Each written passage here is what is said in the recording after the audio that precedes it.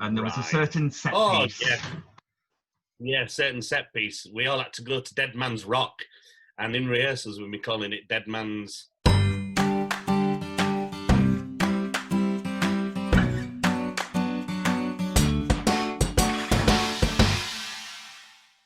Hi guys, welcome back to Interval Conversations. I'm so glad to be rejoined today by my good friend Neil Hurst. I've just got him today. Who? Never heard of him. Just got him Hello. today, so I have a bit more control. So Neil, how are you doing? Yes, I'm great, thank you, mate. How are you? I'm very good. I've just noticed we're starting to morph into each other.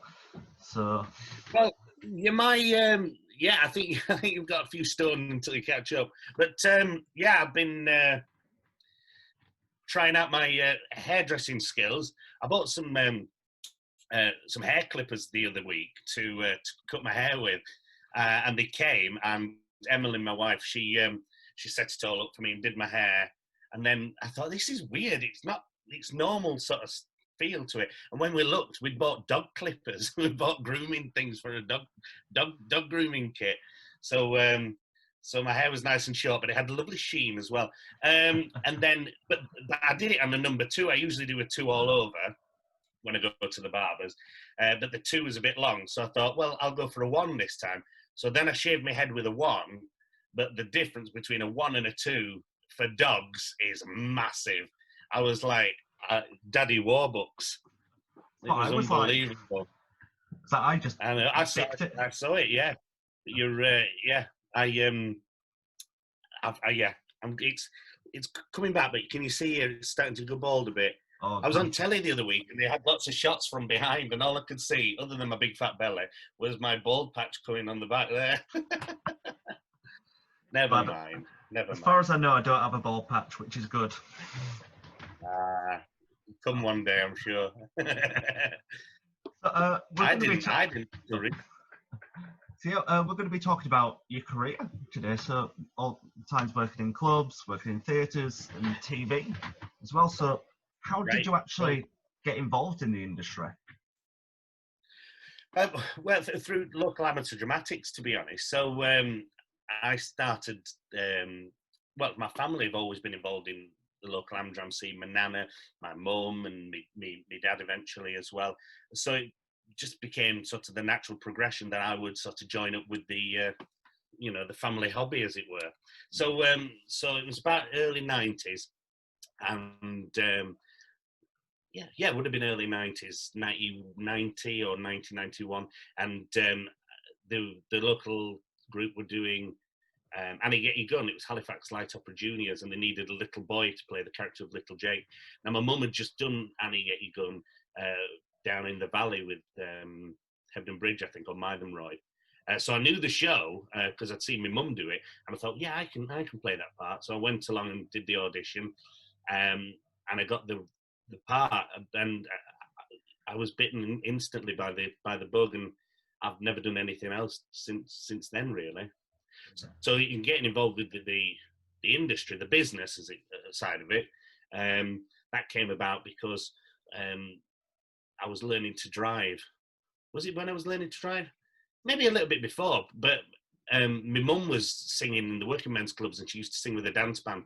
And she said, "Oh, I'm going to need help, lumping all these big speakers around. Would you come and help us?" So I went as well, and I'd sing a couple of songs, and then I would sing half of the act as well. And it became that we were then a double act as opposed to, mum by herself and her son will do a couple of songs. It was the two of us. We were originally called Marissa J and Son, until we realised that sounded like a newsagent. And then an agent said, "You need a catchier name." So we came up with, you ready for this? It Takes Two. There you go. Cheesy or what? So we did the pubs and clubs singing around those. Sort of from about 95, 96, 97 onwards, really. And up until only about 10 years ago, I used to do them, sort of between acting jobs, between theatre gigs, pantomimes, just to make ends meet, really. But that's how I got started. Yeah, I started in cabaret world, as it were. Yeah. So what was it like working in the clubs? Because I've seen you do a couple of working men's nights as well, like for the Yeah, Amis. yeah. I haven't done any a long time ago, for a long time. But and well, once you're up there and you're there and you're set up, it can be great. But for me, it was the traveling around. I didn't really enjoy so much. You know, going to a club and you get outside a club and I say, where do I bring my speakers in? And say, oh, that door there, and you'd be about 25 steps or something to get all these big heavy speakers up and lump them in and stand them on, and then sing for your supper. But I remember in the early 90s, the late 90s, getting maybe 150 quid for a night. And then fast forward to the last time I did it, about, well, I don't know, probably about 6 or 7 years ago, maybe not 10. And I was still getting 150 quid a night because the money just never went up, which is understandable because, you know, people were going to the working men's club less, and it was just easier to pay the money they could afford, really. So yeah, it was all right. I enjoyed it to a certain extent, but it was never my end goal. And my end goal is always to, you know, to move up to that next step in the career. And I never felt as if I was progressing the way I wanted to progress while I was still doing the working men's club. So there had to be a point where I said, no, that's enough of that. I need to jump to this next step now. And how I made that transition was the tough thing, really. When you eventually did get into professional theatre, you were doing shows like Joseph for, was it Tim Rice? Yes, I did it. First of all, I did Evita, and the director of Evita was a fabulous guy called Hugh Wooldridge, who's a theatre director in London. And he took me under his wing, and we became great pals. He's a lovely guy, really great guy, and he's pals, you know, with all the West End big names, shall we say.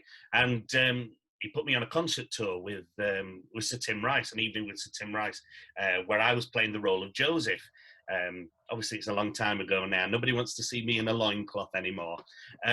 So yeah, that's how that all started. And, you know, it was nice, you know, appearing on a West End stage and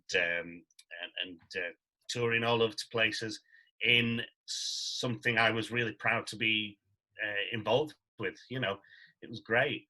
But then life gets in the way. I mean, I've always been a big believer of, you know, what do you want out of life? You know, what is your end goal? What do you want out of life? And I always wanted to be a family man. I wanted I wanted a wife. I wanted kids. I wanted a nice house and all that sort of stuff. So it took a big decision to come back home to West Yorkshire. Well, actually, I went to North Yorkshire. I went to do a summer season in Scarborough. And when I did this summer season in Scarborough, I met Emily, who's my wife, and then I waited until our kids were a bit older before I really cracked on with nailing the next jump in the career, which was television and a bit more musical theatre as well. You could call it Hopping the Pond as well. I could call it Hopping the Pond. That's a good title. Where'd you get that from? It was a pilot you did.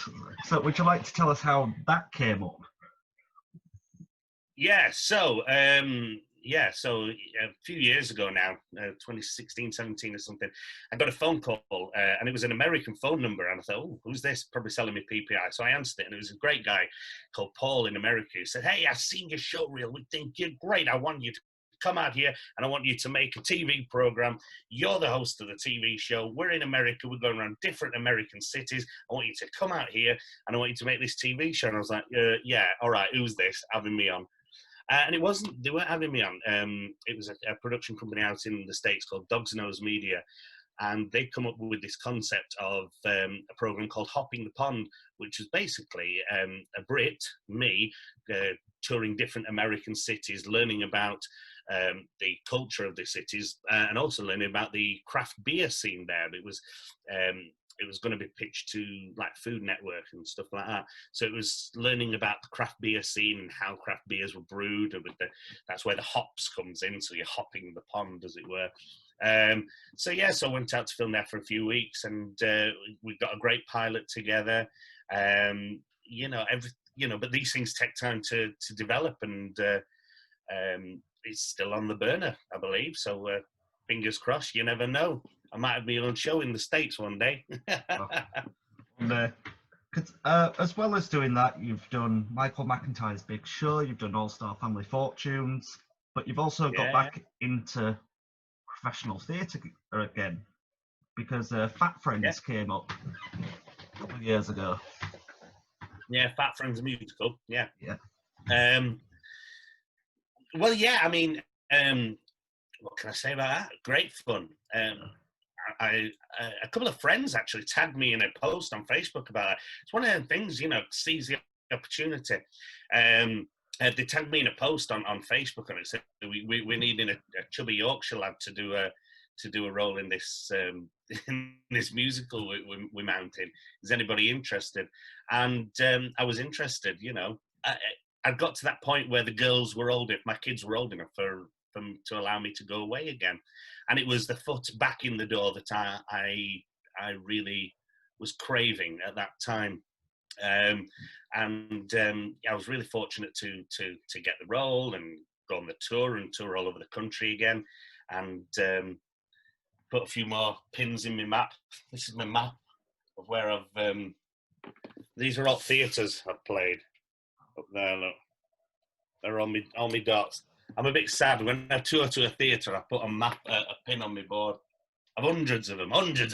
But it was great to sort of go around the country again after it'd been a long time since I'd done a tour, and this time I was a grown up, shall we say. The first few times I've done tours, all I was interested in was going out and having fun with my mates and getting up to mischief. Whereas now, I was more excited about getting a nice hotel room with a comfy bed and going back and ringing my wife and my kids after the show and saying, oh yeah, it was a good show. Yeah, I miss you. I was sending some money home, because that money then went into the bank, and it bought not just this office, but the rest of the house that's around it as well. So, so it was very lucrative. We call it the house that Fat Friends built.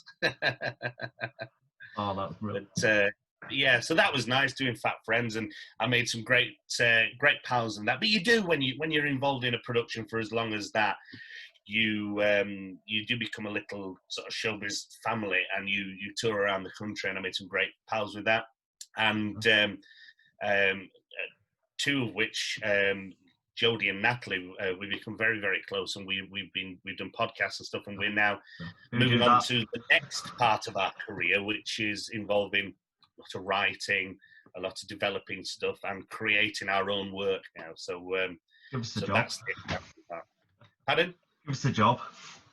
It's a job. Someone's got to do it. Yeah. So I mean, that's the most important thing about what we do for a job. And it's one of the reasons I decided to hang up my boots from doing the Halifax pantomime. One of the reasons is, if you are doing the same job for a long time, you're not going anywhere, you're not meeting new people, you're not developing yourself. And as much as I adored doing Halifax pantomime, it was the right time to take a step away and go and meet new people and go and work in different places. I've lots and lots of friends who will be in a musical, and maybe it's a long-running musical, and they'll do it for 4 or 5 years, and you think, oh my word, I mean, it must be soul-destroying. You're not developing yourself as a creative, as an actor, because you're just doing the same lines and standing in the same place and doing the same things. Whereas for me, it's always about taking that next step and that next jump. And of course, having great management as well helps with that, because they're always pushing you to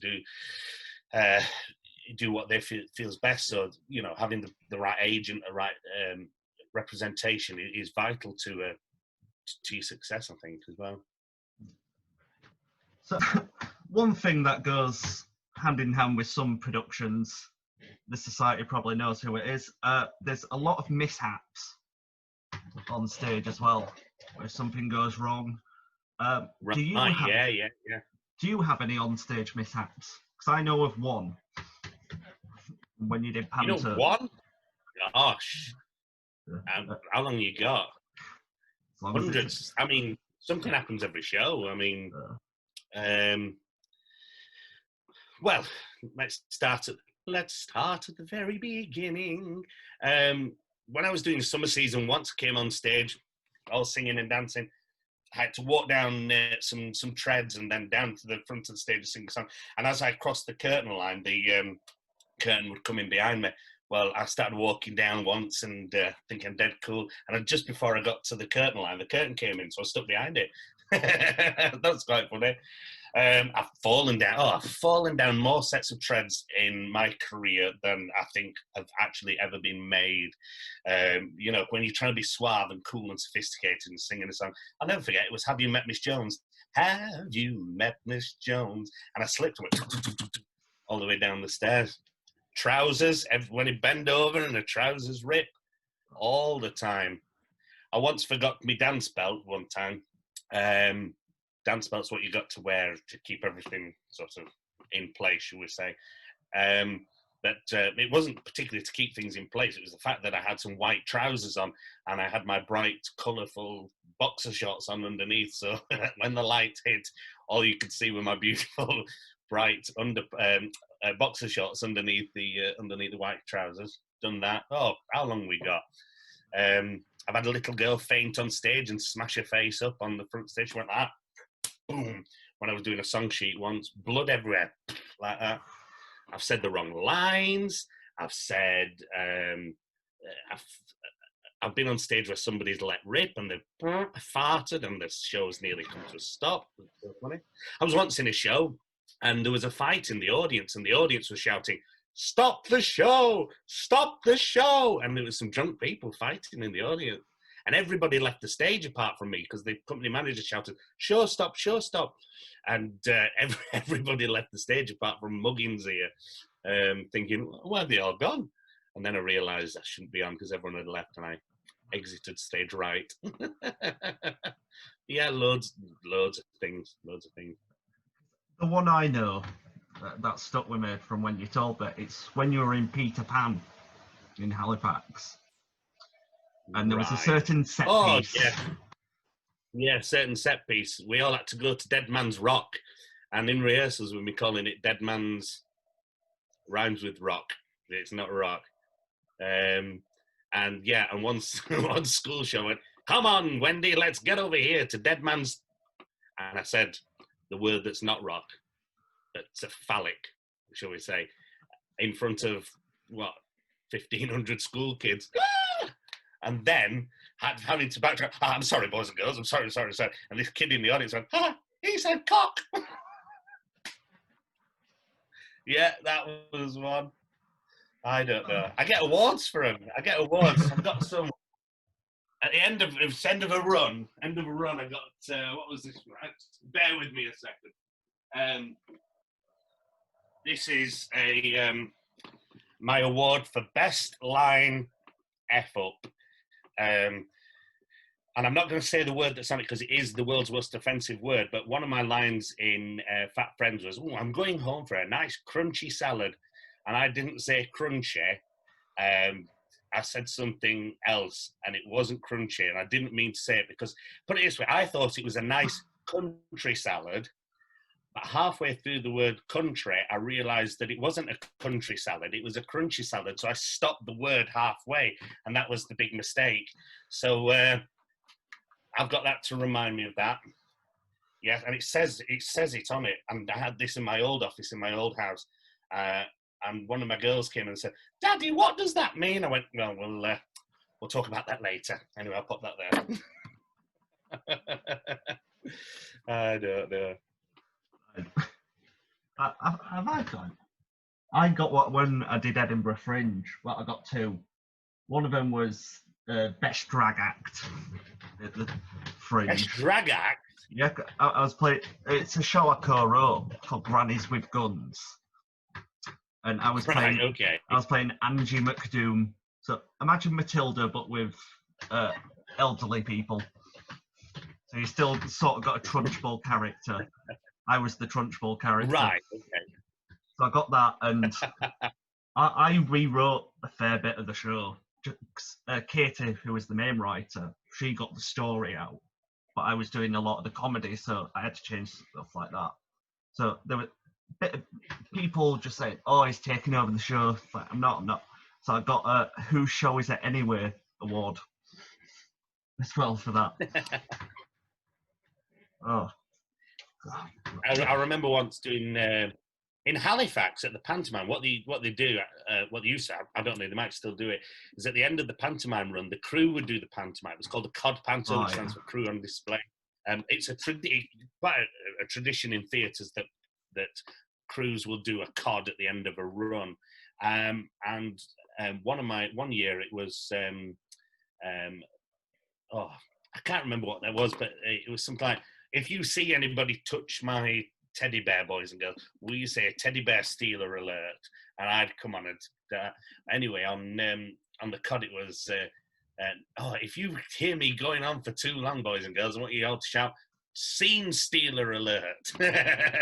And then that became a sort of a running joke at the pantomime for a few years. Scene stealer alert. But hey, if you got it, flaunt it, kid. Can you actually tell us about some of the Pantos you did in Halifax? Because you were there for 10 years and you worked with so many incredible people, like Adam Stafford. Yeah. Adam Stafford, yeah, lovely dame. Very fortunate. Up here, hang on, let me just plug it up. So that's Halifax's Panto flyers there. That's all of them. So yeah, so what did I do? Cinderella, Sleeping Beauty, Aladdin, Beauty and the Beast, Dick Whittington, Jack and the Beanstalk, Cinderella again, Peter Pan, that was with the dead man's, Aladdin and Snow White. So what do you want to know? I did a lot of pantomimes.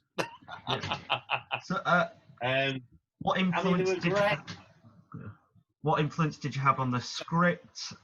With the stuff you try getting in each year, like a certain routine? Yeah. I always thought it was important to. Have key moments that everybody wants. One of the things is kind of like that little catchphrase I do. Hello, boys and girls. Hello, mums and dads. Hello, little wobbly grandma. That sort of came through from Halifax. But as with all the best sort of material, I'd seen a panto dame call somebody a little wobbly grandma, and I thought, I like little wobbly grandma or a little wobbly nana. I thought, I'll take that and I'll make my own version of it. And I created the hello boys and girls, hello mums and hello little wobbly grandmas, and that became sort of my catchphrase after the first couple of years in Halifax. And I still do it. I still do it nowadays, and it's nice. I like going on stage in a pantomime and doing that. And also the ghost gag, everybody knows a traditional ghost gag, but I was always adamant each year it had to be identical, because I wanted the kids to be able to go, I remember this from last year, let's join in and do it. It's a ghost. It wasn't. It was. It wasn't. It was. Was it? Yes. Well, we'll have to sing it. And it was always exactly the same. And then we do it to Ghostbusters. It's something strange in the neighborhood. And I always really wanted it to be identical year after year. And it got to year 7 or 8, and I thought, you know what? Let's not bother this time. Let's have a year off the ghost gag. And we got complaints, so we had to put it in about halfway through the run because people were like, where's the ghost gag? We're desperate for something strange in the neighborhood. And it's stupid, isn't it? You're shouting because there's a dancer in a cloth running behind you. But you love it. And I think that's really nice about pantomime as well, that it brings families and communities together. And I get emails and messages all the time from people who have seen me in pantomime in Halifax, and and really enjoyed it. But let's be honest, I'm getting a bit old now. I remember when last time I played Buttons in Cinderella, and the girl who was playing Cinderella was fabulous, a brilliant talent, lovely girl. But I was old enough to be her dad, and I'm going, oh, Cinderella, I do love you, and I want to be your boyfriend. And I'm thinking, it's getting a bit creepy now, isn't it? So after 10 years there, I thought, it's time for somebody younger, and it's time for some new material. It's time to get somebody else in. And Josh, who did it last year, is absolutely excellent, a wonderful talent, and hopefully that the Victoria Theatre can keep hold of him for a few years, because he's great for the venue, and he's great for the town. Going on people who've done Panto with you, you've worked with some incredible people as well. So the chemistry you have with Adam, as I mentioned, there was Steve, I've forgotten his last name, he was in Jack and the Beanstalk. Steve Fortune, great name. Steve Fortune. Great name, lovely man. Yeah. Fliss as well. Fizz. She always played always played the principal boss. She didn't know she played the Wicked Queen last time I went. But again, it was another one of these things where she said that she felt she was getting a bit old for putting on the long boots and getting the legs out, so she wanted to be a Wicked Queen. But yeah, I've been really lucky. I mean, but not just in pantomime. I've worked with great actors and great people throughout Sean my career. Bean, Bruce Forsyth, obviously Billy Pierce. Yeah. Well, one of the nicest things of the lockdown has been all the TV that's been on, and the repeats and stuff like that, and the repeat fees. They've been nice. But one of the nicest things has been sitting and watching telly for a change. I don't really watch much telly, and going, oh, it's so and so. Oh, it's my friend so and so. Oh, look who's on there. It's so and so. And seeing your friends and stuff, on TV. I watched Benidorm the other night. I've not seen Benidorm for quite a while. And last year I did Panto with Jake Canuso, who was in Benidorm, and I did it with Robin Asquith, and he was in that episode as well. My wonderful friend, the late great Bobby Nutt, who was in that episode as well. And I just sat there, and then in the commercial break there were like 3 adverts with my friends on, and I just sat there just smiling from ear to ear. And it always reminds me, years ago, there was a theatre promoter still is a theatre promoter in Blackpool called Tony Joe. Great guy. I really like Tony. And he produced the shows at the Grand Theatre and on North Pier. And I was, at that time, I was the support act for Billy Pierce. And at the beginning of the season, they did a big charity event. It was called All Hands on Deck. And basically, it was loads of acts and stuff, and I'll never forget. I got to the theatre. I was put through to the stage door and looked at the dressing room list, and I saw my name on the dressing room list, and then I saw all the other names that were on it. I was like, how am I in that dressing room? There was Joe Longthorne, there was Billy, Frank Carson,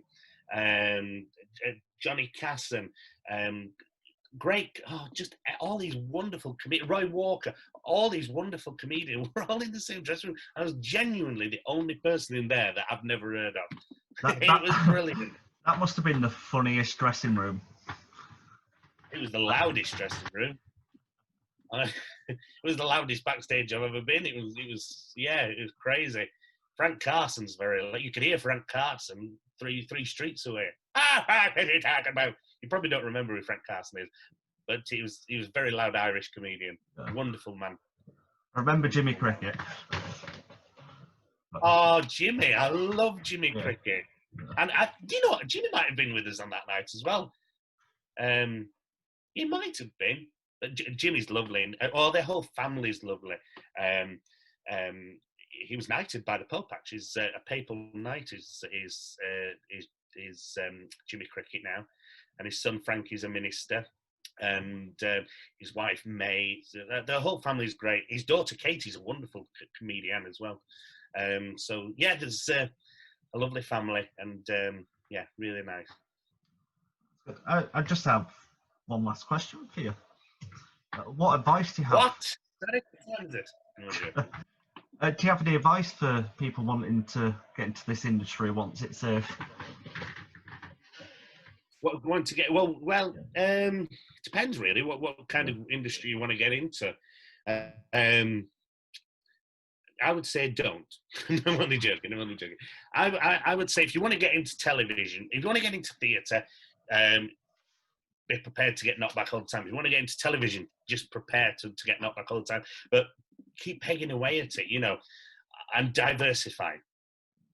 I started out wanting to sing in the clubs, so I sang in the clubs. Then when I realised that was sort of dwindling down, well, I'll move into musical theatre. But then I want a career, but I also want a home life as well, and I want a family. Well, let's go home and let's have a family. Then I met my wife. Well, I like her, so I'll stay in Scarborough and I'll stay at the seaside. And I'll do variety theatre. Then I could see variety theatre getting, less and less. Musical theatre is not an option anymore, really, because I can't really tour the country. I'm not going to go into the West End again. I don't want to live in London. Television, that's where it is now for me. That's the goal. But diversify. You've got to bounce around and do things, And I've been very, very fortunate to do all sorts of different things in my career. But never put yourself in one box. If somebody says you can't do it, prove to them that you can. And that's it, really. Just keep pegging. But advice. What you have to, step by step. Whatever you think. Okay, step by step. Step one, know how good you are. And it sounds a stupid thing to say, but have confidence in how good you are. Because you can all go away and you can watch videos of yourself. Never believe anything anybody writes on Facebook. Honestly, we saw the show last night. It was the best thing I have ever seen. I've seen Les Miserables in the West End, but tonight was better. Well, it wasn't, was it? Let's break this down and think about it. Okay. Don't believe anything you read on Facebook about any. So many people have said to me, "You are the best singer I've ever heard." And I go, "Well, have you heard Michael Ball?" I don't think I am, I? Let's be honest. So don't believe Facebook, but believe your own worth, believe your own self-worth.